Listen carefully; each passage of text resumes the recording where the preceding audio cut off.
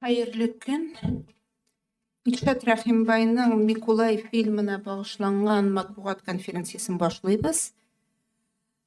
Катнашалар Илшат Рәхимбай, режиссер, продюсер, Гөлнара Иванова, сценарийлар авторы, креатив продюсер, Александр Иванов, сценарийлар авторы, икенче режиссер, Мансур безнең килергә тиеш ләкин ул юк, авырып киткән, һәм Айрат Фәйзрахманов, Татарстан Мәдәният министрлыгы масса күләм мәгълүмат чаралары һәм иҗтимагый оешмалар белән арадашлык бүлеге мөдире. Беренче сорау Илшатка булыр инде, әйеме? Илшат, бу фильм турында башта без аны яшерен генә төшерә башладык инде, соңыннан бераз кайбер мәгълүматлар халыкка чыга башлады. Үзең аңлатып бир әле, бу фильмның төшерү идеясе каян килеп туды һәм хәзер нинди хәлдә бу фильм һәм без аны кайчан күрәчәкбез? Гомумән фильм турында кыскача. Кыскача гына тырышам. Монда әле конференция алдыннан аңлашылды, оказывается, безгә журналистлар үпкәләгән икән. Без гафуриттән без сездән берәй-бер дә кошарга теләмәдек. Теге фильм төшереп бетерелгәнче бу юлы шундый аның энергиясын саклар өчен без фильм кулга эләккәнче, теге аның материалы кулда булганчы без гомумән аның турында кычкырып йөрмәдек. Теге имән үсә, кычкырмый дип әйтәләр бит инде. Без дә шул имән кебек үсәргә уйладык бу юлы, шуның өчен хәзер без башлыйбыз безнең Микулайны дөньяга чыгару буенча шундый зур хәрәкәтләрне. Бу фильмның идеясын миңа Мансур абый Гыйләҗев җибәрде. Инде 3 ел булып килә бу хәлгә. Мин Петербургта идем, ул миңа җибәрде, укып кара әле. Менә Микулай дигән пьеса яздым. Ул миңа моңарчы җибәргән бар иде ниндидер. Мин шундый скептичнрак укый башладым, дөресен әйткәндә аны. Чөнки Мансур абыйның бүтән әсәрләре теге минем шәхси дөньяга караш белән кайберләре турып килеп бетми иде. Әмма мин Микулайны укый башлау белән минем ниндидер шундый диссонанс барлыкка килде. Минем шеп-шеп оптырадым, шокта булдым. Һәм хәтерлим теге 2-3 сәгать менә шундый теге тирән уйга, транска китеп, нәрсә булды соң икәнен бу аңламыйча, елап, көлеп, шулай укыганым хәтердә. Һәм шуннан бирле инде бер ара вакыт үтте, башта төп рольдә безнең Рамил Тухватуллин төшәргә тиеш иде, Рамил Тухватуллин продюсер буларак нидергә теләк белдергән. Алар мине чакырдылар, әмма аннары Рамил абый китте 2 ел буенча һәм Мансур абый әйтте, безгә үз кулыбызга алырга һәм мин сиңа ышанам һәм әйдәгез үзегез ясагыз диде. Һәм без менә бергә укыган Гөлнара Әхмәтова белән һәм аның хәләл җефете Александр белән инде моңарчы эшләгән эшләребез бар иде, бәлки ишеткән булсагыз. Эшләгән, ләкин эшләнеп бетмәгән. Мәсәлән, Алмачуар фильмын без бергә яздык. Һәм бу фильм өстеннән дә без бергә эшли башладык. Беренче формада бу пьеса иде. Бит инде ул теге киносценарий түгел, бу пьеса буларак туган Мансур Гыйләҗевнең кулыннан һәм ул монодрама, анда бер генә герой, ул яши авылда һәм кемгәдер, ягъни тамашачыларга театрда сөйли үзенең хикәясен. Без әлбәттә аңладык, бу мондый формада ул кино була алмый, безгә кушарга кирәк яңа геройлар, үзгәртергә кирәк анда сюжетный ходларны, башын ахырын һәм шулай итеп әкренләп без аны формага китерә башладык. Без бирдек аны Россиянең мәдәният министрлыгына грантка, әмма анда безнең кире бордылар. Без аның теге белмибез. Без гәрчә барып җитсәк тә соңгы турга без Мәскәүгә питчингка барып җиттек. Анда 10-15 фильм арасында без питчингка барып бу фильмны презентовать иткән идек. Әмма ахырдан безгә акча бирмәделәр. Һәм шуннан соң без әлбәттә бирешмәдек. Алай гына да түгел, без аңладык, что безгә көчәяргә кирәк һәм бу фильмны тагында тирәнрәк итеп ясарга кирәк. Шул этапта мин таныштым Тимур Бикмәмәтов белән, ул бит инде белгәнегезчә Казанда яши, һәм Наталья Фишмаша без таныштык Тимур Бикмәмәтов белән, аңа җибәрдек ул вакытта язылган сценарийны, ул вакыттагы формадагы, һәм ул аңлашады, һәм ул безнең ул вакытта сүз куештык. Художественный руководитель дигән шундый профессия бар фильмда. Ул безнең художественный руководитель буларак ул вакытта менә булышты. Без аны белән күрештек. Һәм сценарийны укып, аны үзгәртеп, без аңладык, что бу әсәрдә жанровый кино ясар өчен бөтен мөмкинлекләр бар. Ягъни бу теге гади драма гына түгел, гади генә фильм түгел, мәсәлән, була ала психологический триллер. Шул вакытта менә Тимур белән туган безнең шундый уйлар мин башта каршылыклар туды эчемдә. Ничек инде менә без моңарчы язган шундый матур драма иде ул, бит анда герой шундый менә аңлашыла бит бер. Ничәдер ай минем каршылык туды, ничек инде без аны хәзер ясыйбыз шундый теге жанр. И бер айдан соң минем башыма килеп җитте, әгәр без бу фильмны жанр рамкаларына атабыз икән, ул безнең бик каты чәчәк атачак һәм анда бик зур мөмкинлекләр туачак, хикәяне ачып җибәрергә һәм гомумән бөтен аның линияларын дөрес итеп сөйләргә.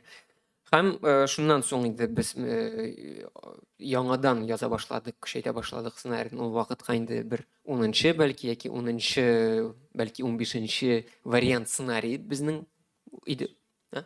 Ул дәшмә инде дип миңа әйтәләр, ярар, давай 9-нчы булсын. Һәм без аңладык, что бу геройны безнең уйный ала Виктор Сухоруков һәм бу безнең шундый бергәләшеп ясаган фикер иде, барыбызның да фикере, һәм без аңладык, менә Виктор Сухоруковка гына туры килә торган роль булып тоелды ул безгә. Һәм без аңа чыктык, Илдар Ягафаров аша, Илдар Ягафаров Вдовиченковка шалтыратты, Вдовиченков шалтыратты Сухоруковка. Сухоруков җибәргән сценарийны диде, ул укыды да һәм бер атнадан мин Балташка кайтып бара идем, ул шалтыратты үзе һәм әйтте, "Всё, мин в деле", диде. Чөнки аңа бик кат сценарий шаган, без хәзер аңлыйбыз, ул вакытта аңа җибәргән сценарий ул безнең үзебезгә хәзер мәсәлән бик кат ошамый һәм ул бик сәер булып тоела, нәрсәсе шаган икән аңа ул вакытта. Чөнки аннан соң ул бик зур үзгәрешләр кичерде. Һәм Сухоруков әйтте, минем әле мондый рольләр булган юк иде күптән. Күптән мондый роль булган юк, бик көчле сценарий, бик тирән, бик шәп итеп эшләнелгән һәм бу безнең бик зур мотивация булды. Һәм инде без аңладык, безнең проект яңа ниндидер юлга кирип китте. Федераль актерның, менә шундый масштабтагы федераль актерның катнашуы безгә чыннан да бик зур мөмкинлекләр бирәчәген мин аңладым. Һәм шуннан башлап без яңадан тагын 7-8 ай эчендә инде сценарийны ахырга хәле көчәйтеп, съемка башланганча кадәр бүтән актерларны, көчле актерларны аңа тартып чакырып, масштабировать иттек. Мөмкин кадәр безнең теге материал яктан һәм үзебезнең теге башыннан психологик яктан нинди масштаб без бирә алабыз, теге күпмегә сикерә алабыз, шуң кадәр сикергә дигән сүз куйдык. Һәм менә шундый формага килеп җитте съемкага, сентябрьдә безнең үтте съемкалар. Һәм хәзер безнең бара монтаж этабы, акча эзләү этабы һәм тагын безнең бер көн төшерәсе калды, самолет кадрларын безнең авыл өстеннән очып китә торган, бәлки ягыла торган самолет кадрлары бар. Һәм инде менә киләчәктә безнең Алла бирсә бу елның фестиваль стратегиясе төзибез. Беренче чиратта без бу актерлар белән эш иткәнгә күрә, безнең көчле актерлар, безнең оператор Юра Данилов, беләсездер, ул Казанда туып үскән оператор, Моргенштернның, Тимотиның, Егор Кридның күбесенчә шул клипларның авторлары, аны бик күп кеше белә һәм аның безнең проектта булуы безгә бу фильмны чыннан да бик матур рәсем ясарга мөмкинлек бирде. Бу бик мөһим момент. Һәм безнең фильм төшерелде әҗәткә дисәк була. Чөнки сентябрьдә төшерелгән безнең акчабыз юк иде. Без кешеләр белән сөйләшеп, аңлашып, нәрсә эшләгәнебезне аңлата алып, кешеләр безгә шундый ышанып безнең белән эшләде һәм без менә 3-4 ай менә хәзер зур гына авырлыклар аша инде теге постоянно теге шул әҗәттә нитү бик рәхәт эшләрнең рәхәт эш түгел, әмма бу соңгы 3 айда без бик көчәйдек һәм безнең хәзер көчле дустыбыз барлыкка килде. Менә бер атналык кенә безнең Татнефть ярты бәяне капларга без сүз куештык һәм безнең менә шундый зур партнерыбыз бар. Мин бәлки тәкъдим итәм трейлерны карап үтәргә. Безнең җыйган трейлерыбыз бар, чтобы юк, бу трейлер түгел, икенчесе. Ага. Yok. Нет. Нет, нет, нет. Мгм. Не подскажешь? Я деревню ищу, Сарсаскуль. Вот здесь мои родители живут. Твои бабушка и дедушка. Мама! Папа! Я сюда приехал, чтобы тебя отсюда забрать. Куда ты хочешь меня увезти, сынок? Где тут семья? Что еще нужно для счастья? Я хочу, чтобы ты его выпроводил отсюда. Они ж как дети. Я им нужен. Ты мне нужен. Читай. Папа очень сильно любил меня. Что это за место? Зачем меня запер? Николай, прокляла нас Анфиса. Не надо было к ней ходить.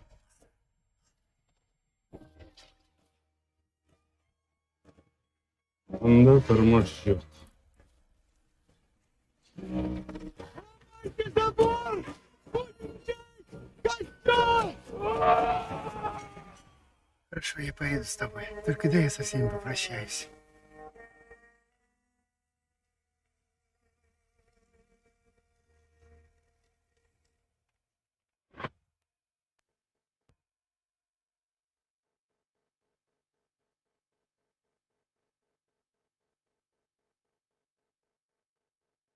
Кинематографында беренче шундый очрак дип уйлыйм. Бәлки моңарчы булгандыр, әмма менә шундый менә хәзерге вакытта чыннан да популяр булган, ну, теге үз форматында популяр булган 4 федераль актер безнең фильмда. Һәм менә шундый формат киноның психологический этно-триллер дип без аны атыйбыз. Крәшен авылында яши торган Миколай дигән бабай турында. Шираттагы сорау Айратка. Айрат, монда сезнең булуны бу министрлыкның бу проектны бик поддержкасы дип аңлыйбыз инде әйеме, һәм сез үзегез бу фильмнан нәрсә көтәсез һәм аның сценарийсын үзегез беләсезме, укыдыгызмы? Инде министрлыкта бу турыда ниндидер сөйләшүләр булдымы? Хәрле көннәр. Ну, беренчедән әйтергә кирәк, безнең Миколай әсәре, ул бик көчле әсәр дип әйтсәм ялгышмармындыр, чөнки ул Әлмәт театрында да, безнең Карев театрында да куелды. Саны ике төрле театр ярдәмендә күрдек, төрле ягыннан күрдек, чөнки ул бик үк охшамаган спектакльләр булды Әлмәттә, Кариевтә. Илшат инде гомумән икенче төрле яктан аны ачып җибәрде. Һәм инде былтыр беләсез, Мансур Гыйлаҗев Миколай спектакле белән Тукай премиясына биргән инде. Ачып җибәрәм, бер шундый секрет. Бераз җитмәде аңа Тукай премиясына. Иншалла, бәлки ул алга таба Миколай әсәре әле мөмкинлеге Тукай премиясын алырга булыр, бәлки теләкләре авторларын булса, тәкъдимнәр булса. Һәм инде Миколай әсәренә килгәндә инде әлбәттә сценарийын җитәкчелектә ан белән бераз таныш, Илшат та бераз таныштырган иде шәхсән. Һәм бу идеяның ничек тизрәк тормышка ашырылуын без әлбәттә көтә идек. Һәм инде ярдәм сорау, нинди ярдәм күрсәтелде дигән сорауны сорауга җавап биргәндә, Мәдәният министрлыгы 2 миллион субсидия бирде. Бу әлбәттә шундый фильм өчен зур акча түгелдер, әмма мөмкинлекләрдән килгәнчә инде безнең елына шундый субсидиялар юнәлеше ягыннан бер фильм, нәфис фильм ярдәм күрсәтелә елга бер тапкыр. Һәм менә бу мөмкинлекләрдән чыгып инде бу фильмга шундый ярдәм күрсәтелде. Инде ниндидер оештыру сораулары ягыннан да инде бераз ярдәм булды дип әйтеп буладыр. Без һәр даим Ирадов үзенең һәр даим хәбәрдар булды бу фильмның тормышка ашырылуы, чөнки фильм төшерелгәндә әлбәттә күп кенә оештыруу маалыматлары келип чыга. Мында Питреш администрациясы да ярдәме булды дип аңлыйм. Һәм инде нидер менә съемка вакытында килеп чыга торган оештыруу маалыматларында да ярдәме тигәндер дип өметләнәм. Менә шулай, ярдәме шундый, идеясы көчле, бу бит татар халкы көрәшен, анын көрәшен халкы да турында тарих кына түгел, бу гомумән авылларның бетүе, глобализация, урбанизация процессларының яңача карашы дип, тирәннән, эчтән карашы. Һәм миңа калса, бу фильм биттек дигән сүз түгел монда. Монда башкачарак месседж. Һәм Алла бирсә, без бу месседжны әле күрербез. Һәм инде менә хәзер Илшат тарафыннан краундфандингны игълан итү, ул инде аның беренче тәҗрибәсе түгел. Һәм бу фильмнар дәүләт тарафыннан ярдәм күрсәтелә торган фильмнар өчен бу шулай беренче тәҗрибә түгел. Краудфандинглар ул халыкара тәҗрибә. Шуңа күрә монда гафу итегез, Илшат теләнеп йөри һәм акча эзли дигән сүз түгел. Бу чынлап дигәндә көчле фильм өчен халыкара бер тәҗрибә һәм бу тәҗрибәдә Илшат уңышлы булды. Сез беләсез, Мулла фильмнәре шулай булды. Шуңа күрә без ышанабыз, монда бу әйтәләр бит безнең республикасы өчен бу уртак эш булыр. Республика бит ничек тәрҗемә ителә? Общее дело, без уртак эш, бу республиканың да уртак эше булыр. Татнефть, Минкульт, кешеләр, краудфандинг, көчле актерлар, башка ярдәм, һәм бу шундый безнең республиканың уртак көчле бер фильмы, көчле продукты чыгар дип өметләнәбез. Рәхмәт сорау Гөлнарага. Гөлнара, менә без Айратта әйтеп узды. Без аны спектакль форматында күрдек, бу пьесаны 2 вариантта күрдек. Хәзер кино сценарий язуда катнашкан һәм төп роль уйнаган кешеләрнең берсе. Асыл мәгънәсе үзгәрдеме моның? Бу нәрсә әйтергә телисез без бу фильм белән? Без аны күрмәгән, без спектакль буенча гына фикер йөртә алабыз бит. Спектакль буенча нинди фикер йөртә аласыз? Соратым. Юк, миңа үземә дә кызык. Әлбәттә, аның мәгънәсе бераз гына үзгәрде. Чөнки киноның үзенең таләпләре бар дисәк була инде. Жанрның таләпләре бар һәм гомумән әйткәндә, бу спектакль кебек үк бер кешенең трагедиясе. Шундый бер тормыш турында, бер кешенең тормышы турында. Ләкин әлбәттә без инде аңа ниндидер үзенчәлекләр керттек, бераз гына үзгәрттек. Ничек тә булсын, үзгәрде.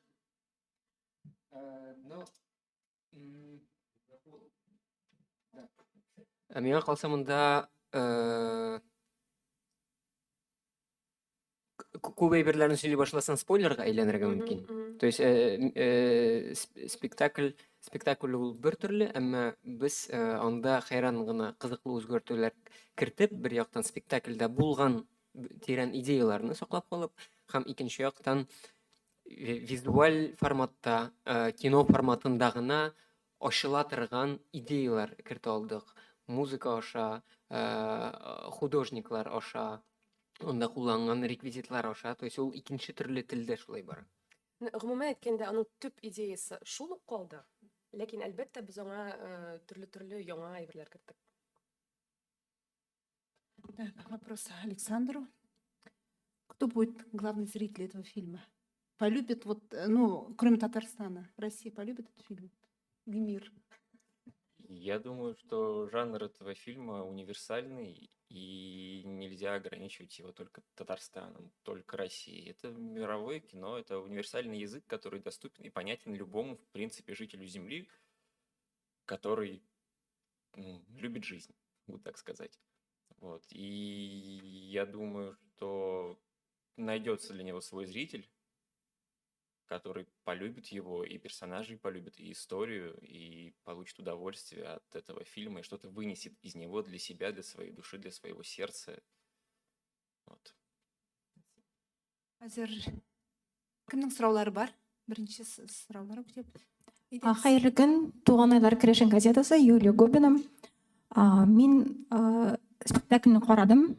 Мин шулай ук фильмның сценарийсын окудым. Ул вакытта съемкалар башланган иде. Спектакльдәге Миколайны бик яраттылар. Милли жанлы, үз авылы, халкы, теле өчен жан атучы Миколай иде. Менә бу бераз гына спойлер әйтәм дип уйлыйм инде. Кинода бераз сексуаль яктан озабоченный Миколай күрсәтелә. Һәм аның башында барысы да төзек түгел, үз баласын, үз улын үтерә дип тә күрсәтелә бит инде. Менә бу Миколайны халык яратырмы? Һәм менә бу шундый капма-каршылы герой белән Зөләйха фильмындагы хәлләрне китереп чыгарамысызмы? Бик зур шау-шу булган иде бит. Мин җавап бирергә тырышам, әмма без сезнең баш редакторыгыз белән берсендә шалтыратышып илсез идегезме? Мин ул. Да, хәерле көннәр. Ну, әйдәгез тагын бер тапкыр, алайсама, да. Но менә сезнең мин сезне гаепләп әйтмим, әмма фильмнан менә шундый өзекләрне мәсәлән, шулай итеп өзеп алу, мәсәлән, мин әйтер идем. Менә Титаникта Ди Каприоның герое башта анда, значит, урлады акча, име. Потом әнә теге сәхнәдә ул суқты әнә теге байның битенә. И аннары анда суда ташланганда вот ул беренче булып кирип утырды кайдадыр. Һәм әле ул сексуально озабочен да булды син. Да, ул теге шәрә кызны анда ясады и урлады теге егетнең кызын һәм аны шәрә килеш ясады. Һәм бу контекстта безнең Ди Каприо әлбәттә начар булып чыга. И һәр сценарийда, һәр фильмда, особенно әйбәт фильмнарда, особенно тирән фильмнарда, объемный фильмнарда, менә шундый контекстны өзеп алып, төрлечә итеп күреп була. Шуның өчен бик мөһим сценарийны гомумән күрә алу һәм аны аңлый алу. Нигә бу герой шундый? Кайда ул үскән? Кем аның туганнары? Һәм ничек аның менә тормышы менә шулай итеп ясалган? Һәм монда әлбәттә менә теге сексуаль характердагы сәхнәләргә килгәндә инде аның турында сентябрьдән да безнең теге сөйләшүләр булган иде. Алар бар. Беренчедән Первый источникта Мансур Галиевның әсәрендә теге шул Анфиса герое безнең әйме теге авылда яшәгән, аларны мәхәббәткә өйрәтә торган шундый безнең бер образ бар. Һәм аның уйлары аның турында, һәм гомумән аның теге бүтән вакытларда да шул темага сөйләшүе, ул бар. Бу бүтән менә бу темага кагылышлы сораулар, алар бик гади генә ибер белән чишелә. Миколайның, ну, спойлер инде, конечно. Давайте сез аны язмагыз, дияме? Или языгыз. Да. Миколайның әнисе аны тудырганда үлгән.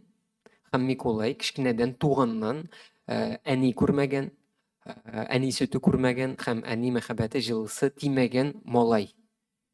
Һәм әлбәттә, әгәр без теге Зигмунд Фрейд абыйга мәсәлән теге бурылып карасак, яки бүтән психологларга бурылып карасак, аңлыйбыз менә әнисез үскән балаларның никадәр мәлдә психология бүтән төрле эшли һәм аларның менә хатын-кызга карата аларның ниндидер әниләрен хәтерләтә торган әгъзаларына карата караш гомумән икенче төрле итеп формулаша һәм бу кешенең мировоззрениесе, дөньяга карашы менә шул призма аша үтеп искажается. Шуның өчен әти-әнисез үскән балалар турында яки әсәрләр, яки фильмнар, яки бүтән там спектакльләр, алар һәр вакыт менә шул теманы изучать итүне үзенә эш итеп куя. Әмма безнең фильм аның турында түгел. Бар анда шундый детальләр, ул безнең геройны ясый торган бер шундый ягы гына. Аның бүтән якларда бар. Аның трагедиясе бик зур. Миколайның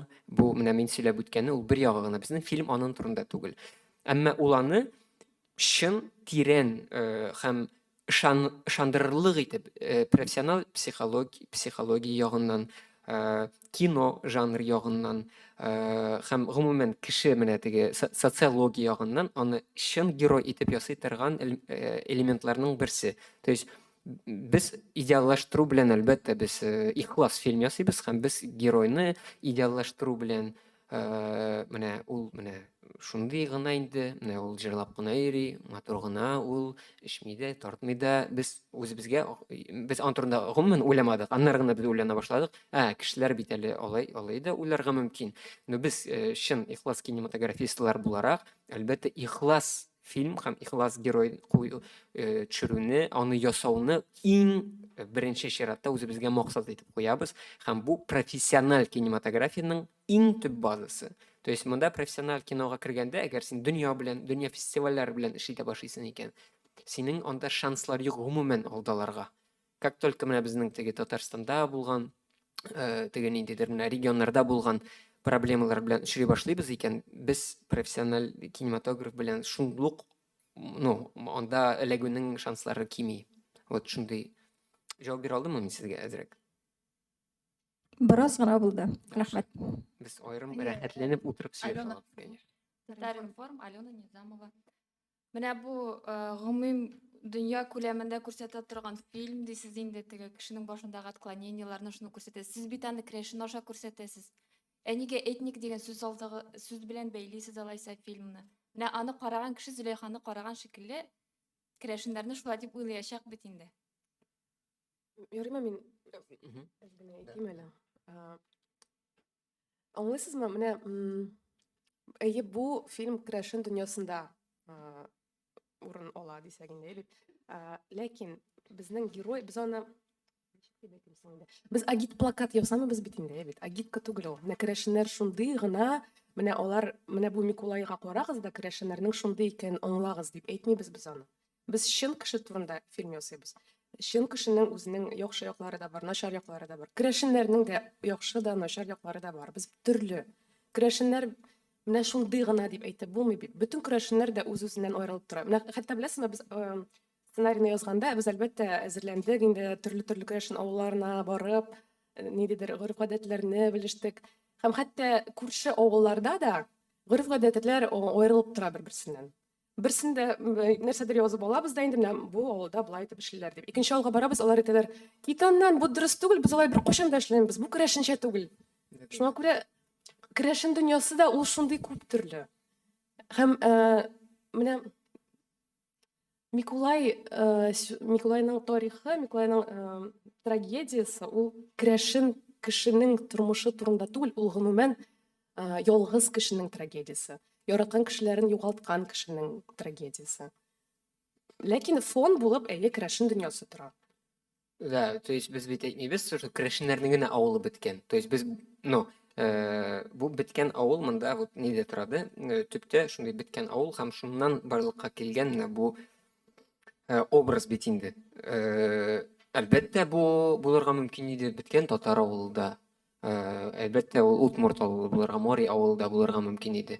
Әмма монда бит аңларга кирәк, что менә Мансур абыйның беренче чыккан беренчедән әсәре, ул әтисе белән сез беләсездер, Мансур абыйлар, алар үстеләр Крешен авылында. Һәм мин подозреваю, что бу Мансур абыйның үзе генә язган әсәре түгел. Аның әтисе менә элегелектән, кичкенә вакытыннан җыеп килгән очерклар, җыеп килгән детальләрне берләштергән бик көчле әсәр. Чөнки мондый әсәрне анда 2, 3, 4, 5 ел эчендә генә язып бетереп булмый. Ул слишком текә әсәр язылган. Сез аны даже, бәлки сез спектакльне күргәнсездер. Укыдыгызмы сез пьесаны? Мин пьесаны укыдым, көчле пьеса. Просто невероятно. То есть ул вообще не в сравнении ни с чем вообще то, что до этого было. Вообще ни в какое сравнение не идет. То есть ул шуның кадәр реально дөнья дәрәҗәсендә язылган. То есть анда теге кимсе дип әйтмим, неважно, вот нинди халык өчен язылган, чөнки ул әсәр аша реально дөнья белән диалогка чыгып була. В прямом смысле. Дөнья белән диалогка чыгып була. И монда анда ул контекстта күрү ниндидер начар әйберләр бу все-таки әсәрнең проблемасы түгел, ә теге, ну, караучының, кешенең проблемасы да. То есть монда даже без түгел әйтә алабыз. Мәсәлән, монда Звягинцев фильмнарындагы шикелле социальный политика бармый. Мәсәлән, Звягинцев ачык әйтә, что Россияны күрсәтә ничек ул бар. Менә шулай булган. Шуның өчен кемнәрдер әйтә. Звягинцев аны ничектер кара күзлеге аша күрә. Кара күзлек аша күрә беренчедән, икенчедән кемнәрдер уйлый. Звягинцев шуның белән акча эшли, Рәсәйне начар итеп күрсәтеп һәм шуның өчен яраталар Европада. Бу әсәрдә мондый максатлар гомумән куелмады һәм мондый максатлар юк. То есть керәшеннәргә карата да, Татарстанга карата да, беткән авылга карата да. Бу чыннан да Гөлнар әйткәнчә, кешенең шәхси трагедиясе, аның белән булган начар хәлләрнең аңа йогынты ясавы һәм нәрсәгә алар китереп җиткәннәр һәм анда слойлар, сез аны күз алдына китермисез, ничек ул менә шулай үзеннән үзе Мансур абыйныкы да килеп чыккан. Менә сценаристларныкы да ничектер аңа кирип китеп, абсолютно ниндидер божественный әсәр килеп чыкты. Многослойнейший, просто удивительно. И аны теге өске слоеңна күрү, менә ул анда ими турында уйлый, ну, значит, все больной анда. Или анда ул анда вот менә көмешкә эчә туйда. Ну, это просто фактура. Нигә без керәшеннәрне сөйләдек? Мин беренчедән Гөлнараның ниләрен сүзләрен кырлап әйтәсем килә. Без бер ел дәверендә чыннан да экспедицияларга йөреп, кимендә 15 авылга без кирип чыгып, андагы җырларны яздырып, аларны инде менә шул әбиләр, без яздырган җырларны, без сөйләшкән әбиләр, алар уже хәлак булып баралар менә хәзерге вакытта. Анда теге Михаил абыйга без өлгермәдек зәйгә, ул теге мәсәлән үлгән кешеләрне чиркәүдән соң җырлап алып бара торган Михаил дәдәйгә без эләгә алмыйча калдык. Мәсәлән, без бик каты кайгырдык. Бер ай гына җитешмәдек аның җырларын яздырып калдырга. Без бик күп кызык кешеләр белән очраштык. Людмила Даниловна Белоусова белән Геннадий Макаров белән безнең бөтен эшләр алып барылды. Сценарийда язылган бик кызыклы детальләр в основном алынган керәшеннәргә багышланган, хәзер авторның кызганыча каршы исеме төшерә алмыйм. Диссертация бар. Берничә аларның бик көчле диссертация бар. Пешеннән дә төпләнеп язылган бөтен гореф-гадәтләре алынып теге аларның элеккеге вакытлардан бирле нәрсә белән яшәгәннәр, ничек сценарийга нигезенә менә шул белемнәр прям текстка керде. Һәм анда безнең кадрлар шуңа там нигезләнеп мәсәлән язылган. Анда мәсәлән фильм безнең башлана, вот онсы спойлер түгел инде. Анда Микулайның хатыны бар, һәм аның корсаклы, аның корсагы авырта. Һәм там анда гореф-гадәтләр буенча бүтән гореф-гадәтләр эшләмәгәч, ниндидер детальләр анда башмак белән эшләп, анда себерке белән эшләнгән гореф-гадәтләр эшләмәгәннән соң, аннан соңында мәсәлән үрмәкүчне сатып корсакка нитә торган шундый деталь булган. Мәсәлән, ул фәнни эштә бар. Имен? Понятное дело, без кайсы гына авылга керсәк тә, мәсәлән, 95% авылда аны мәсәлән ишетмәгәннәрдер диде. Чөнки ул гореф-гадәт күптән беткән. Ну, кино өчен психологик жанр, да, психологический триллер жанр өчен үрмәкүчне корсакка салау, ул максимально фактурный һәм чыннан да игътибарны җәлеп итә торган кызыклы, вот шундый тазарта торган шундый деталь. Менә безнең фильмның башында мәсәлән шундый кадр бар. Бу алынган фәнни эштән, керәшеннәрнең фәнни эшеннән алынган мәсәлән. Һәм шуңа күрә мин теге керәшеннәр саклап калган фактура, мәдәният, аларның телдән ничек сөйләшүләре дә, аларның теге музейларында, ниләрендә, аларның әле канында, аларның музейда түгел, керәшеннәрнең менә бу гомумән ничек яшәүләре, аларның музейда түгел, татарларның кебек. Аларга глобализация әле барып җитмәгән кебек. Менә шундый минем фикер туды һәм аларның менә шулай итеп яшәүләре фильм өчен бу золотая жила. Вот кино фактурасы өчен, чтобы алдаламасы өчен, чтобы аларны чыннан да якын итеп төшерү өчен бу безнең өчен бик зур ачыш булды һәм без бик рәхмәтле. На самом деле, шундай әйбер табалыбызга бу бик зур уңыш. Сентябрь айындамы, октябрь айындамы Белоусова әйткән иде, керәшеннәрдән экспертлар булмады дип. Бүген дә шул сүзне кабатлады. Мин аның белән сөйләштем. Бик начар. Bizim переписка бар. Мен могу вот переписканы күрсәтергә. Мен андый талашуларны яратмыйм әлбәттә теге детальләргә бирелешергә. Но без Людмила Даниловна Белоусова белән теге елның февралыннан бик тыгыз рәвештә эш иттек. Фильмны төшергәндә кемнәр экспертлар булды? Геннадий Макаров, Людмила Белоусова. Геннадий Макаров ул бит инде барыбер кино төшер алдыннан без аның белән сөйләштек, очраштык, җырлар турында сөйләштек, бит җырлар тыңладык.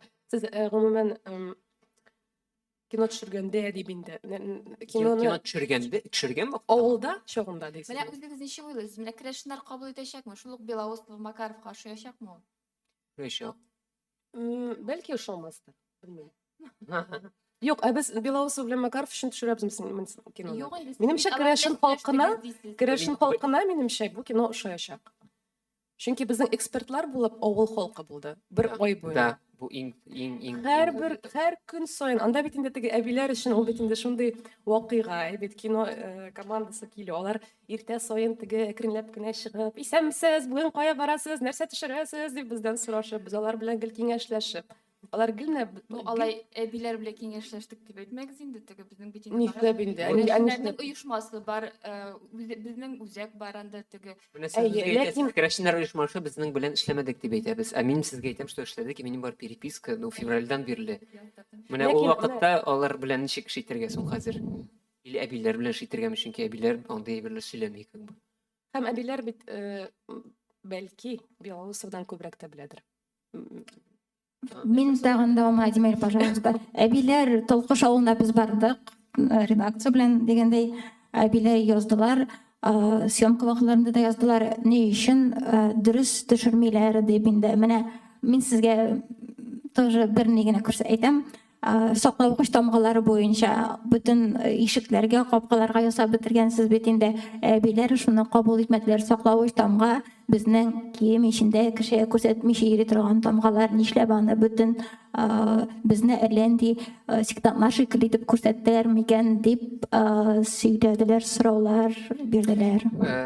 Монда бит аңларга кирәк контекстта. Әлбәттә, кайсыдыр керәшен авылларында андый тамгалар юк. Әмма без мәсәлән бер нигә килдек, ну авылларда йөргәндә, анда кайсыдыр авыл тулык нидә каз ясаганнар мәсәлән дә, каз ясап торганнар. Бүтән капкаларда.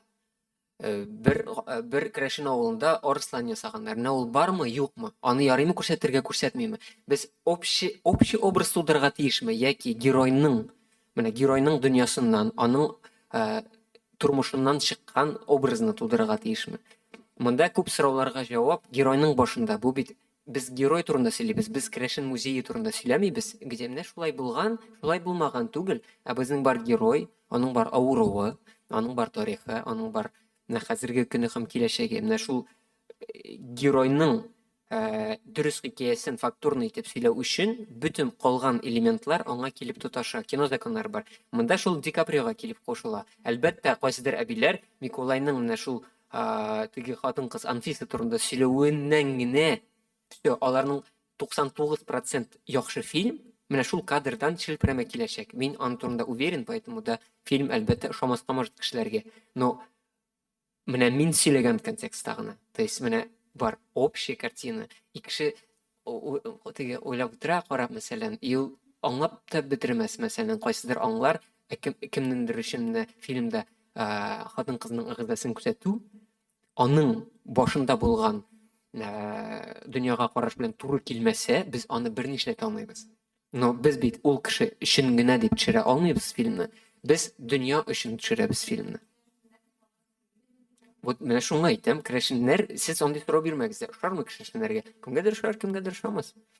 Ценительләргә, вот профессиональ теге киноны ярата торган, теге әсәрләрне аңлап карый торган һәм әзрәк дөньяга ашык булган кешеләргә бу ошаячак. Ә кем менә ябык, менә безне шулай гына күрсәтергә ярый. Менә шулай күрсәтергә, бу дөрес түгел. Бу дөрес түгел, монысы дөрес.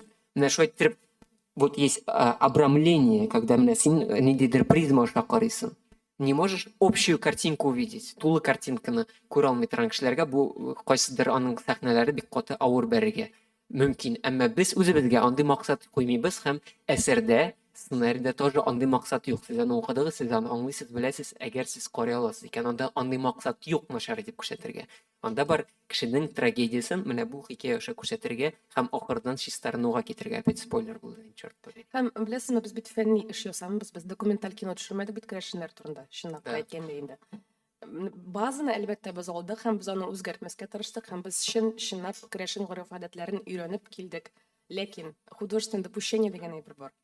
Һәм мәсәлән, буялмаган теге кара тактадан ясалган коймалар безнең художникка бик матур тоелмады. Шуңа күрә ул шундый тамгалар ясады. Аңа матур тоелмады түгел, ә художникның бар заданиесе, ул изучил геройны, аның моңарчы булган хәлләрен, проблемасын һәм структурный сюжетны юл итә. Бу коймалар, мәсәлән, булырга тиеш менә мондый төстә. Чөнки фильмның бар төрле визуальный составляющие, ут, төс, анда реквизит, фактура, музыка, ничек куелган вообще характер. Герой үзеннән кычкырамы или әкренрәк әйтәм, ул бит бесконечное количество һәр сәхнә җыела ниндидер максат белән. Һәм монда дөрес әйтә бу Гөлнара, әлбәттә бу документаль фильм түгел. Һәм ул булмаячак документаль Әле фильм. онытмаска да кирәк. Бу бит безнең акылдан язган геройның дөньясы. Ул аны үзе ясаган. Әйе, ул аның башыннан килеп чыккан. Тамгаларын да ул үзе ясаган. Андагы күршәкләр, бу спойлер була инде. Ну это да, спойлер. Всё смешалось в Bütün доме. в әйберне общем. ул үзе ясаган. Һәм бу теге кешеләр бит инде ничәндә 20 ел үткәнме алар авылын ташлап киткәннән бирле. Бу 20 ел, 30-мы шунда эчендә ул үзе авылны үзгәртеп ясаган. Әгәр теге, да, чынлап этнографический шундый зарисовка карыйсы булса, бар бит әнә теге Мир телеканалында кайдандыр кайтып төшерелгән, Питрәштә төшерелгән бик яхшы передача. Ул бара, чуть ли не там 30-40 минут, янда бик яхшы күрсәтелгән гореф-гадәтләр, анда бик яхшы күрсәтелгән бөтен менә ничек бара, ашаулар, ниләр, анда бик дөрес барысы да. То есть андый формат ул менә шундый. Художественный фильм он всегда предполагает художественную выдумку на основе какой-то культуры, на основе какой-то фактуры. Тагын сораулар бармы? Минем Айрат Митрахмановка сорауым бар иде. Әйдәгез. Бу Нәфис фильмның дилеммасы шунда инде чынлап дигәндә. Мин үземнең шәхсән мисалны әйтәсе килә. Мин үзем тарихчы һәм мин еш очракта тарихи фильмны караганда мин менә булай карыйм. Нәрсә монда күрсәтәр, теге мондый погон булмаган, мондый орден булмаган, мен 20-нче гасыр тарихы буенча белгеч, алай кимәгәннәр, ну, алай карасан, әлбәттә теге фильмның тәмен сизмисен. Мин хатын белән утырам кино, сабыр кара инде теге тәмен күр. Һәм менә чынлап та сез инде теге иштән керәшен вәкилләре буларак карасагыз аны, әлбәттә сез бәлки каршылыклар бик күп туар. Һәм мин үзем дә мәсәлән Республика 99 дигән фильмда катнаштым. Һәм мине төшерделәр анда. Һәм мин беренче секундларны карый башлагач, шулай бу мин түгел бит дип үз-үземне күреп, бу мин түгел дип фильмны карамадым. Ну, белгечләр башкаларга кызык булды. Шуңа күрә бу ниндидер дилемма дип әйтимме? Нәфис фильмның дилеммасы. Бик тирән детальләргә китеп, чынлап та документаль фильмга әверелү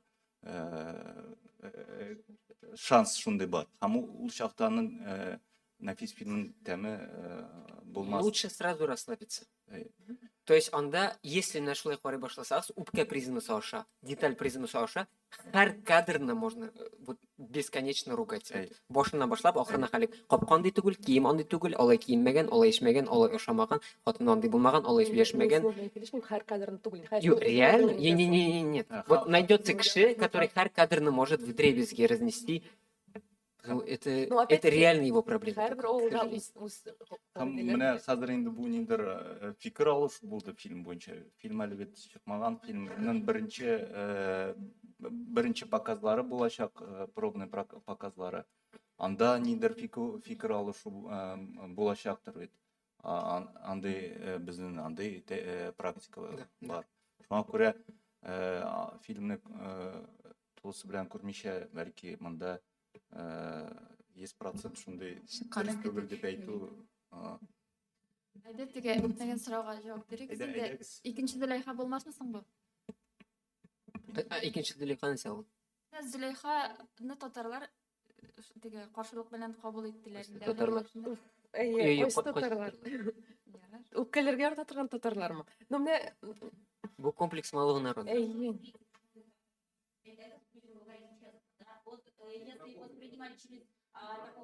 Микрофон. Через стандартного татарстанского, так скажем, зрителя, скорее всего, этот фильм будут рассматривать через призму как раз у алар татарлар тугел, алар мында крешеннерны күрсәтмәделәр, нәрсә бу, ниндидер фильм. Это постоянно, то есть возникает сразу вопрос, у вас какая была цель? То есть все-таки для наших зрителей тоже создать или вообще, в принципе, фильм классный, крутой создать? Вот такой вопрос. Конечно, естественно, Как я уже говорил, этот фильм нацелен на, в принципе, человека. Это фильм, в принципе, про человека. Поймите, просто мне кажется, что у любого народа, у которого есть, у малого, скажем так, народа, да, не доминантного, есть какое-то вот такое чувство, что, ну, какое-то чувство желания защититься, что ли, сразу, как будто вот сразу нападают, что-то нас там раскритикуют. У нас совершенно не было такой цели. Наоборот, мы, когда начали ездить по этим деревням Кряшин изучать, мы были в восторге, и нам кажется, что татарам, вот нам, не хватает этого. Мы были в восторге от того, насколько они какие-то вот собранные, насколько для них важна семья, насколько они вот балакумели такие открытые. Они нас просто как вот родных принимали. Мы видели, что это не для того, что, ой, приехали тут киношники, мы так изобразим. Не знали, да, Они на никаких самом деле предупреждений. такие. Настолько вот такие души теплые. И мне кажется, вот вот мне вы кажется, это что основное показали. вот это мы передали в фильме. Вот за это я уверена, что вот Причем надо признать, что это принципиальное отличие от татарских деревень. Вот там, где мы были, как бы Крашинерде принципиально недидер элекеге шундай жылылык сакланган. Это удивительно, конечно. еще по поводу Зулихи, такой многострадальный. Мне просто, не знаю, меня прям триггерит, если честно, эта тема. Мне кажется, хватит уже притворяться нам, товарищи. Но правда, мы не святые же, мы же не ангелы. Типа, о, без эшми, ну, я мин эшмим, окей. Вообще, в принципе, я говорю, эшми без, тортный без, потом кызларга корам без. Ну, хватит, ну, мы же Да, люди, у хватит. нас есть и темная сторона, и светлая сторона. Ну, уже надо расслабиться, наверное, и какими-то другими категориями мыслить. Да, Интересно, какова цель этой конференции? То есть у вас будет крутой какой-то постпродакшн. Например, я не могу забыть историю, когда я просилась к вам на съемки, и меня не пустили. То есть вы постоянно говорите, ой, это спойлер. То есть там такая завеса тайн, и я даже не понимаю, а вообще, что нас ожидает-то тогда? То есть Вас? о чем говорить? Вас ожидает фильм. Нет, Нет, просто у вас все такая завеса тайн, у вас какой-то крутой Не-не-не, постпродакшн. Вот интересно. тайны никакой не было. Это личный мой бзик. Я, то есть, не буду пытаться доказать там ее действенность, недейственность, но на этот раз я решил, что я буду снимать в тишине. Потому что история с обжиганием, с прошлым обжиганием все, ну, так или иначе, наверное, знают. История про Алмашуар. Вот, может, я передернул, но на этот раз я решил, что я хочу вот какую-то энергетическую оболочку сохранить очень в очень таком интимном пространстве, чтобы я четко понимал, где руль, где вот эта оболочка, и тут и с ней происходит очень часто, потому что это очень, очень тонкая организация. Вот то, что происходило на съемках, вот с келіп кеткен сәбилерден, там сөйлешкен сіздерден, но то, что на съемках происходило, это из разряда чуда, что там происходило. Вы даже очень сложно представить и донести, что там происходило. И это, ну, не нужно доносить, это знают тот, кто был внутри. Вот, ну, если у кого-то будет интерес, может поинтересоваться, как это происходило. И я очень рад, что так произошло, и да, нет никакой завесы тайны. Это очень сложная, тонкая, энергетическая организация съемки фильма. Это у меня, по крайней мере, может, у кого-то там, да, там кімдір там жила, там они, там кто-то еще бухает там на съемках, например, есть такие, да, есть такая традиция вот так вот, ну, по-грубому делать какая-то. У меня это слишком внутреннее, то есть это фильм для меня, это же не заказ, Это мой ребенок, которому я посвящаю там 3-4 года своей жизни, молодости. У меня таких фильмов, ну, возможно, будет парочку. И это то, что останется после меня. И это для меня не работа, это для меня не заказ, это для меня не деньги. Это искренняя моя сущность, куда я вкладываю вот часть своей души. И поэтому это сложилось так не с точки зрения там кого-то от чего-то спрятать. Это вот связано вот с такими энергетическими движениями. А что касается того, что сейчас нас ожидает, я думаю, большое путешествие. Объясню уже на данный момент почему. То есть пока еще не с точки зрения того, что я буду там хвалиться, да, не дай бог, потому что мы здесь всего лишь проводники. Мы уже поняли, что через нас проводят этот фильм. Мы не создаем его сами. Я уже понял, что это просто волна. Всевышний нам дал возможность на этой волне посерфить просто. И я очень благодарен за это Всевышнему. Мы здесь не авторы, мы уже давно здесь не авторы и не продюсеры. Мы просто проводим через себя эту силу, которая должна произвести. Если бы, к сожалению, там я не мог пустить на съемки, но если бы вы были на съемках, вы бы поняли, о чем я говорю, как это происходит. Да, к сожалению, не удалось. И сейчас у нас на данный момент, значит, уже мы работаем с Роскино. Роскино взяли нас в свой портфель. Это национальный оператор продвижения фильмов за рубежом. Один из самых крупнейших компаний России. Они отбирают определенное количество фильмов на год и работают с зарубежными фестивалями, телевидениями, кинотеатрами. Мы попали в их портфель. И тоже вот буквально недавняя информация, с которой я очень искренне хочу с вами поделиться, не с точки зрения там, да, хвастовства. 3 дня назад на уровне монтажа фильма, материалов, то есть у нас на монтаже у нас есть черновая сборка, с нами заинтересовался уже кинофестиваль в Торонто, который проходит в августе. Это один из 15 самых престижных кинофестивалей мира, класса А. Они запросили материал, они ждут белобой вариант. Ну, это о чем-то говорит. То есть они на данном этапе уже запросили. И наша цель – это кинофестиваль класса А, в первую очередь. Мы очень хотим попасть на эти фестивали, чтобы об этом фильме узнало как много больше профессионального сообщества и качественных, хороших зрителей, которые могут воочию и с глубиной понять, что же это такое случилось. Мы говорим и про Каннский фестиваль, и про Кинотавр, и про Локарно, и про все остальное. То есть попадание на один из этих фестивалей нам даст для нашей индустрии, мы не говорим про нас, да, когда мы говорим про нас, это мы говорим вообще про татарстанскую киноиндустрию. Он даст большие возможности заявиться и на этой инерции, на этой мотивации создать новую базу для понимания того, что мы в Татарстане можем и будем снимать хорошее кино, несмотря на то, что у нас здесь нет каких-то возможностей, но мы хотим доказать, что все возможно, живя в Татарстане, вытаскивая наши истории, вытаскивая нашу фактуру народов, которые здесь живут. Можно рассказывать прекрасные истории, которые будут интересны и полезны для всего мира. И мы можем их экспортировать, не просто там показывать на Казанском кинофестивале и как бы дальше от Янига Курсеттерге, да? Мы можем больше. И мы на этом проекте поняли, что это первая мысль, что возможно все. Все, мы готовы как бы рассказывать истории. И то, что актеры, которые согласились на эту историю, приехали, снялись. И то, что сейчас происходит с монтажом. И то, что подключились вот эти люди, показывает, что просто нужно искренне делать, искренне относиться к работе, а не с какой-то там вещью что-то где-то доказать, что-то где-то заработать. Должна быть искренность в инерции, в этой мотивации, в энергетическом плане. И понимать, куда ты идешь, зачем ты идешь, и все вот так вот пойдет. Да, А почему вот на главную роль решили Виктора Сухорукова пригласить? Ну, на самом деле, я даже не знаю, откуда это появилось, но это была первая, единственная и последняя мысль, что мы поняли, что вот именно Микулай – это щепоток безумства,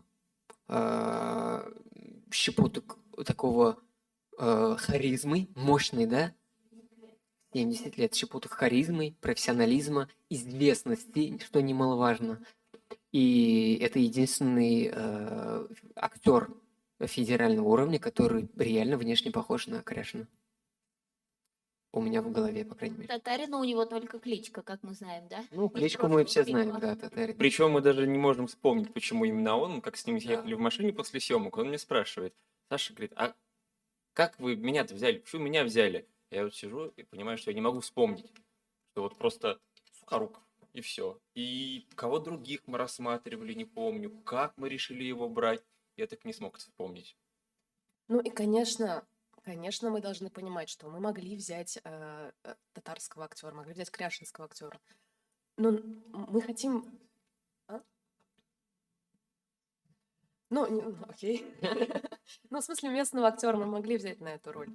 Но мы же хотим, чтобы наше кино увидело гораздо большее количество людей, чтобы тот же самый Кряшинский мир, к нему прикоснулось гораздо большее количество людей.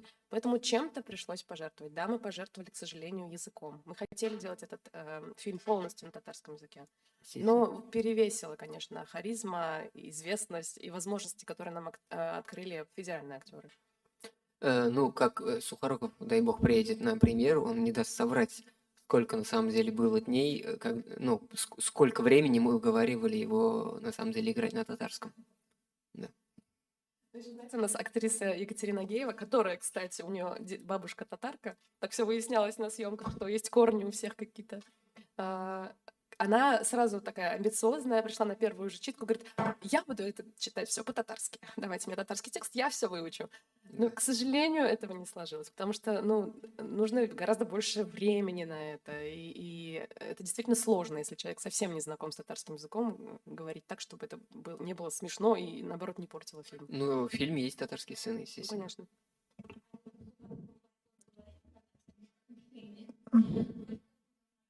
Именно на татарском языке говорит. Если честно, вот честно. Ойрат Файзрахмановқа сұрауым қалып бара. Міне халық көңілі енді ол милли хислер. Міне өзіңізде айтасыз, барысы да бүтін халыққа қабыл етіп бітірмеске мүмкіндер деп. Шундай зор фестивальләргә Европаға ярақташтырып әзерленген, төшерелгән фильмны менә Мәдәният министрлыгы безнең Татарстанның татарларның, крәшеннәрнең бөтен республикабызның йөзен күрсәтә торган министрлык сез менә шулай итеп чит илләргә, фестивальләргә безнең Татарстаныбызның йөзен күрсәтергә әзерлисез дип күрәбез инде. Менә халык алдында ничек итеп үзегезне акларсыз икән?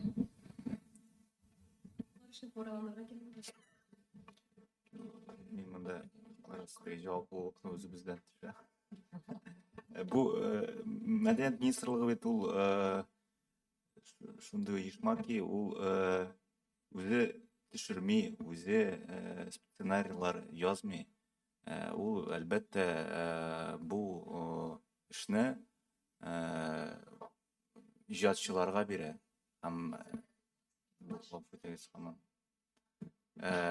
Ижадшыларға бере, ижадшыдан түрлі продуктны күтім бола біз. Андай рискны аңларға тиеш біз. Ижадта түрлі нәтиже боларға мүмкін. Бұл бет теге предприятие, экономик предприятие түгіл, сен бердің анда инвестиция. Сенің недер идеал продукт туа мың дәнәдә, мәсәлән, яки миллион дәнәдә. Кеше аны сатып ала.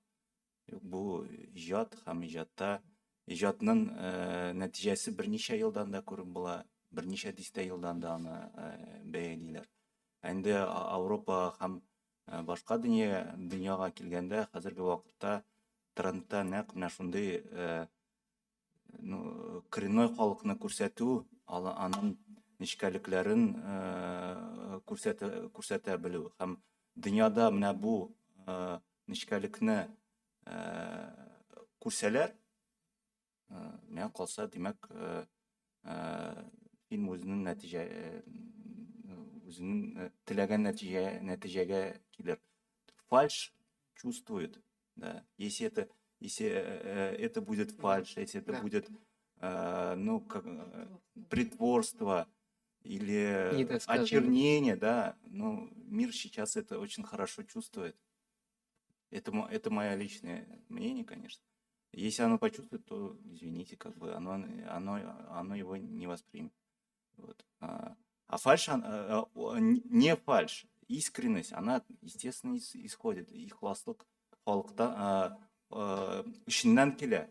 Һәм менә монда без ихластан төшә, без ихластан нәрсәдер өйрәндек.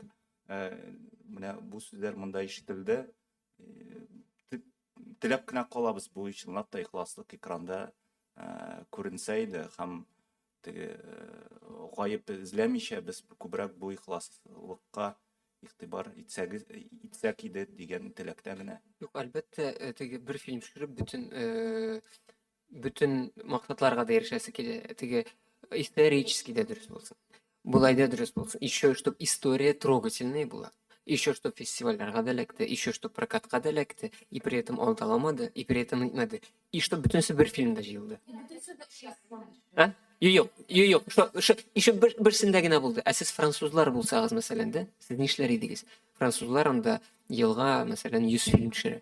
Аларда Гаспар Ноэдан башлап, где просто кислотой нажирается и занимается сексом все подряд, мәсәлән, шуннан башлап, Амелига кадәр, где выдуманная история абсолютного какого-то теге ларекта эшләүче кызның ниндер башында уйлап тапкан дөньясы турында. Менә шундый и берәр классика, мәсәлән, анда берәр Гадар, который вот реально хатын-кыз белән иратның мөнәсәбәте турында просто сөйли. Анда яшәүче дә бик ихлас күңелдән. Менә шундый спектр. И менә сез нишләр? Һәр фильмны пытались бы нитергә, что ли? Ну, туры китереп бетерергә. Но алай не бывает. Это же искусство, это кинематография, это высказывание в любом случае. Без бит әйтмибез, что вот все. Менә Крашнер, менә шулай гына Крашнер турында бер генә фильм булачак, еще что-то менә шулай дип кенә. Да, бар, в принципе, задача просто рассказать хорошую историю. И он, да, без количества этого это невозможно сделать. Ул менә бу үзгәреп тора торган, чиксез үзгәреп торган чын барлыкның бер аспектын гына ала торган бер фильм. Вот менә миллиарды, бесконечные миллиарды граней одной реальности, включая кряшинской реальности. И вот она рассказывает вот эту грань, а вы хотите, чтобы она рассказывала вот эту грань. Вот только проблема только в этом. А грани бесконечные. Тагын сораулар бармы? Бар. Олеся Дмитриева. Талкышка баргач, Талкыш авылы түтейләре безгә акча түләнәчәк дип сөйләделәр. Бу дөресме? Да, әлбәттә. Акча белән бит әле проблемалар. Акча белән Шунда проблемалар, но менә бездә безнең дустыбыз, хәзер партнерыбыз Татнефть белән без бу сорау тиз арада шешелә. Безнең эш менә үтте, менә безнең хәзер тиз арада бу сораулар шешеләчәк һәм әлбәттә безнең кешеләр, без аларның өйләрендә тордык, өйләрендә төшердек, аларны актер буларак төшердек. Күрдек, әйе. Безнең әлбәттә сметага кертелгән бөтен фильмнар. Күпме түләнәчәк? Сумма. Кемгә нәрсә кайда? Түтейләргә менә шул төшкән, кинода төшкән Кайсы кешеләргә. типа, типа, мәсәлән, Валя апага, да? Әйе. Давайте Без аларның Валя өйдә апага, булдык. по-моему, где-то 7000. Мгм. Шундый җавап кирәкме ленчик? Гомумән акчаны каян табырга җыенасыз? Татнефттан. Да. Рәхмәт. Бармы сораулар? Безгә бюджет. Илшат, тагын шушы без сез журналистлардан нинди ярдәм көтәсез? Бездән нинди ярдәм кирәк? Һәм тагын нинди хәл ителмәгән проблемалар? Безнең хәл ителмәгән проблема әлбәттә әлеге вакытта бюджет белән без инде Ират Хафизянова белән дә менә күрешеп төрле юллар сайлыйбыз, ничек безнең менә хәзер ярты бюджет һәм ярты фильмның ярты әҗәте безнең әле түләнеп бетмәгән һәм монда керә безнең шулай ук постпродакшн, графика, самолетны төшереп бетерү, цветокоррекция, тавышны ясау, музыка язу һәм сведение, кинотеатральный звук ясау.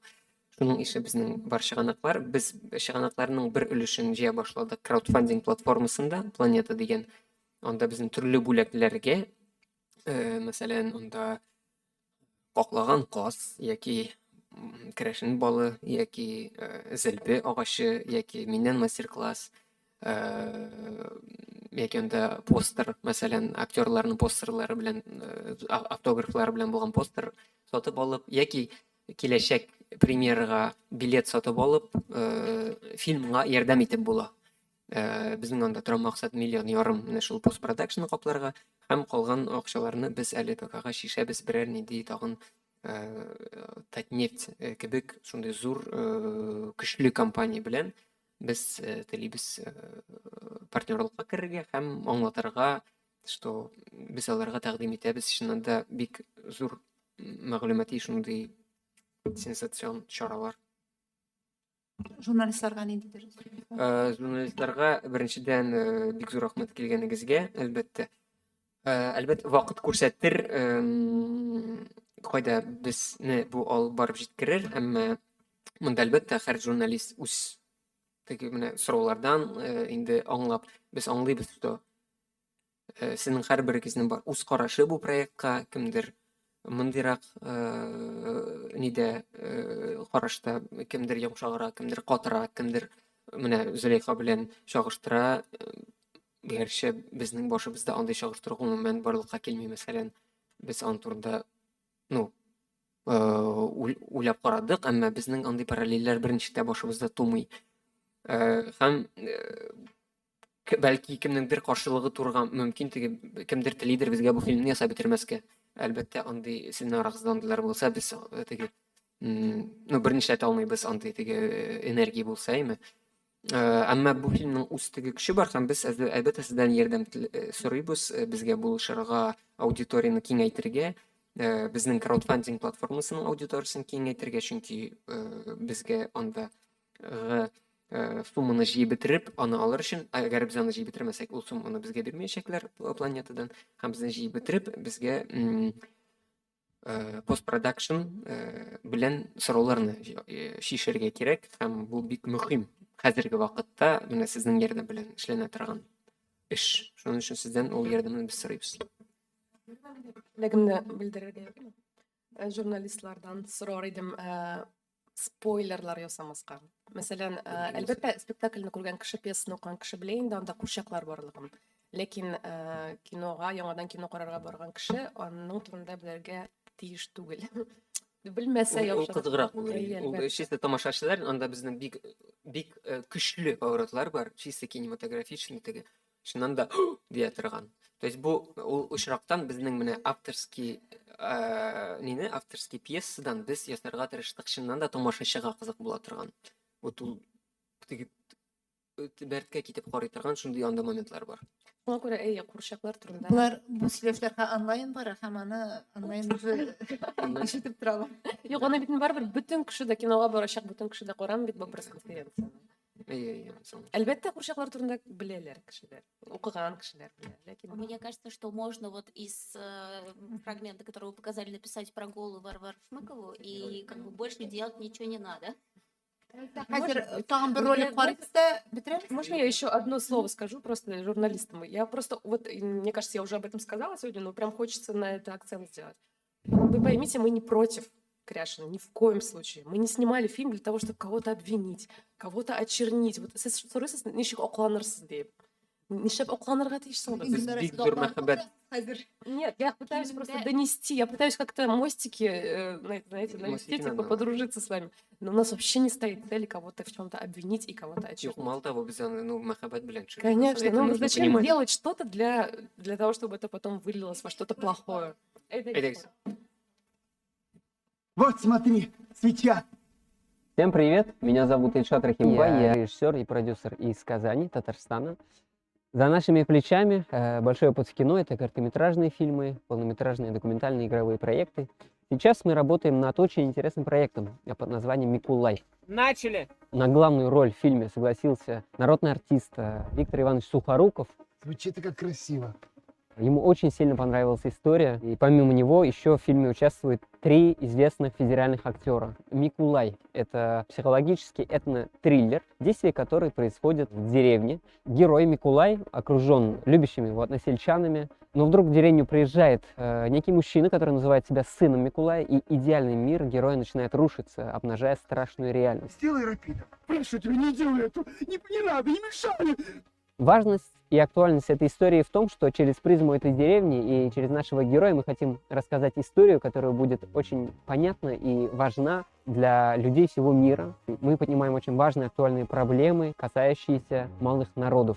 Мы вам сейчас все покажем. Уйдите все подальше. Такая история, такой объем истории, такое количество профессиональных актеров в истории татарстанского кинематографа — это впервые. Это как это? И мы на правах первооткрывателей столкнулись с проблемами, в первую очередь с финансовыми. Моя любимая фраза современного кино. Поэтому решили запустить краудфандинговую кампанию, чтобы этот фильм завершить вместе с вами на хорошем уровне. Мы очень просим вас поддержать наш проект и внести свой вклад в развитие регионального кинематографа. Спасибо всем большое. Сила. Вот шундый ролик. Бу безнең краудфандинг платформасына багышланган ролик, ул социаль челтәрләрдә без шул роликны максимально тыйг хәзер нитәбез. Ярар, рәхмәт. Тәмамлыйбыз. Сораулар Бик булса, рәхмәт. соңыннан килеп сорый аласыз. Юк, сез любой сораулар буенча әлбәттә миңа яза аласыз. Мин бик шатланып сөйләшәм бөтен сорауларга җавап бирергә әзер.